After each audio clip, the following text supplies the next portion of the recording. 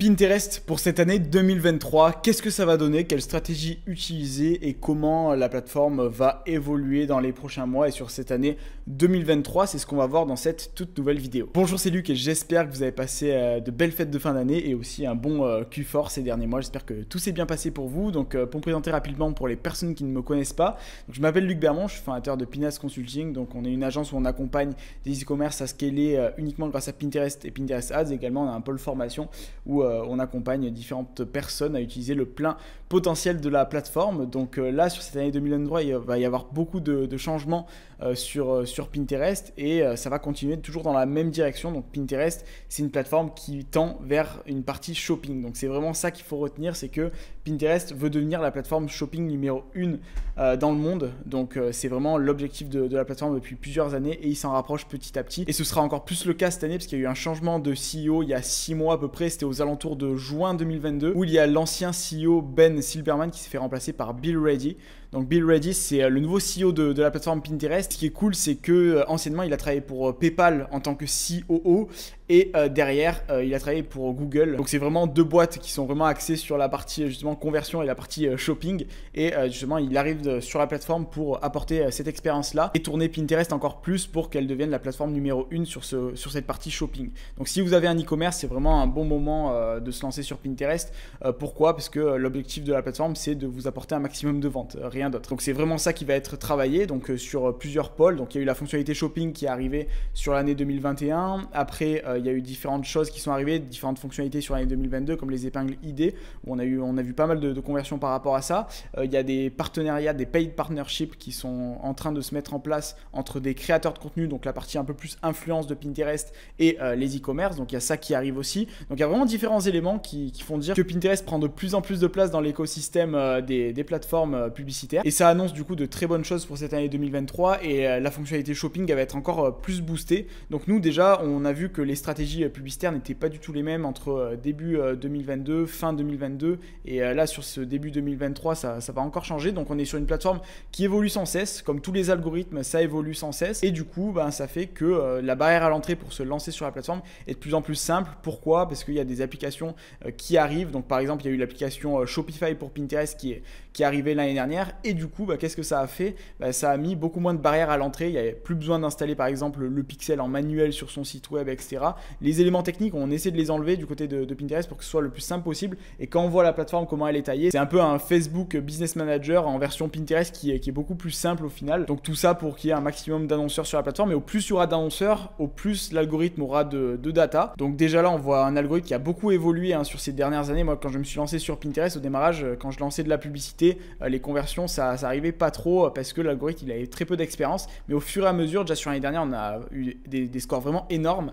Et sur cette année 2023, ça va être encore amplifié parce qu'il y aura de plus en plus d'annonceurs et donc de plus en plus de data, des utilisateurs qui auront passé encore plus de temps sur la plateforme. Donc du coup, ce sera encore plus facile de les cerner. Tout ça, ça va apporter de très belles choses sur la plateforme. Et il y a également la fonctionnalité paiement final hébergé là qui est disponible aux US, qui va peut-être arriver en Europe prochainement. Donc ça, c'est énorme. C'est en gros ce que ça veut dire, c'est que les personnes plug leur CB sur Pinterest, donc leur carte bancaire directement. Et une fois qu'elle est pluguée, elles peuvent acheter en quelques clics sur la plateforme Pinterest directement sans passer par le site. Donc elle est actuellement en version bêta à l'heure où je tourne cette vidéo aux US, mais peut-être que ça va arriver en Europe par la suite. Et ça, c'est une fonctionnalité, si elle sort, ça va faire des ravages. Au lieu qu'une personne ait besoin d'aller sur votre site web, rentrer son email, sa carte bancaire, son adresse, etc. Tout sera un peu pré-rempli dans Pinterest et la personne vraiment sera comme dans un magasin. Elle a juste à sélectionner le bon produit, appuyer sur acheter et derrière ça s'envoie automatiquement à son domicile. Donc voilà, c'est encore en version bêta. Peut-être qu'il y a des choses qui vont être changées d'ici là, mais ça va arriver normalement sur l'année 2023 d'après les échos que j'ai eu. Et si ça arrive, ça va faire une grosse différence et les ROS vont être dingues. Déjà que sur la fonctionnalité shopping, les ROS sont dingues. Mais alors avec ça, je vous laisse imaginer de la suite. Ça sera vraiment incroyable. Après, malgré ça, il y a toujours une majorité d'annonceurs qui resteront toujours sur Facebook et Google et qui feront que ça sans passer par des vecteurs de trafic autres comme TikTok, Pinterest ou Snapchat. Mais c'est normal, mais d'un côté, c'est pas plus mal parce que ça fait moins de concurrence sur la plateforme et qui dit moins de concurrence dit des coûts publicitaires moins élevés. Donc voilà, ça a ses inconvénients et ses défauts d'avoir plus ou moins d'annonceurs sur une plateforme, mais les coûts publicitaires resteront très faibles logiquement sur 2022.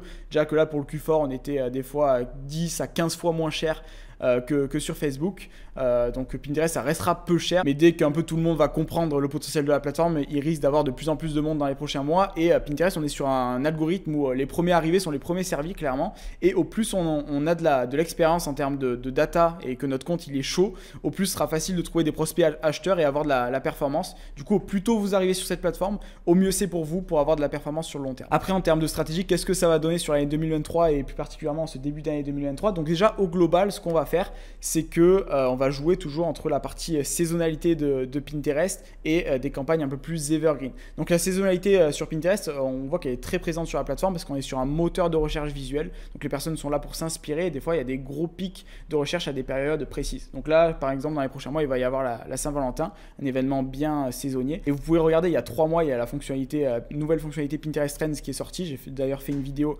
sur ma chaîne YouTube à ce sujet où justement on peut voir les recherches, les volumes de recherche par mots-clés et faire des comparaisons entre les différents mots-clés. Et on voit que les pics de saisonnalité sont très présents sur Pinterest. Il faut vraiment en profiter. Donc Pinterest Trends, c'est une sorte de Google Trends mais version Pinterest. Et là-dessus, on voit que la saisonnalité est très présente sur la plateforme. Et du coup, on va beaucoup jouer là-dessus. Donc ça passe par des créas qui sont vraiment axés en fonction de la saisonnalité. Donc vraiment faire des créas Saint-Valentin, etc. Jouer sur la fête des grands-mères, l'épiphanie, etc. C'est super important sur Pinterest. Et on aura des campagnes aussi evergreen. Donc c'est des campagnes un peu plus long terme. Et ça, l'algorithme de Pinterest aime beaucoup parce qu'au plus vous laissez tourner une campagne longtemps sur la plateforme, au plus elle aura de la data, au plus elle pourra s'optimiser et au plus vous allez avoir de résultats. Donc il faut jouer sur ces pics-là, ces pics saisonniers, mais également avoir une stratégie un peu fil rouge qui va vous permettre d'avoir des résultats sur le long terme. Et sur Pinterest, quand un produit fonctionne bien, il fonctionne sur des mois, voire des années.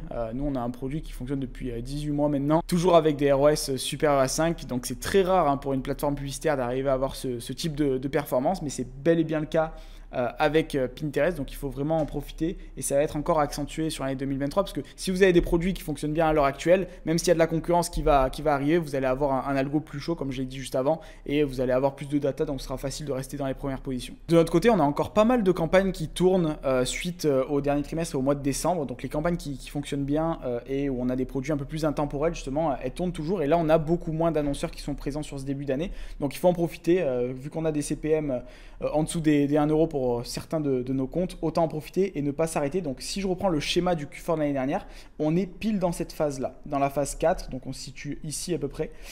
Et c'est le moment justement de repartir, de ne pas s'arrêter et après de jouer sur tous les événements saisonniers comme la Saint-Valentin, comme Pâques, comme l'épiphanie, etc.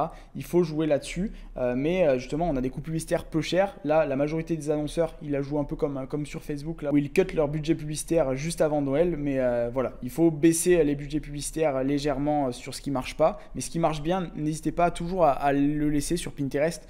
Pourquoi? Parce qu'on a un algorithme qui est un peu plus sensible au changement de budget comparé à Facebook Ads.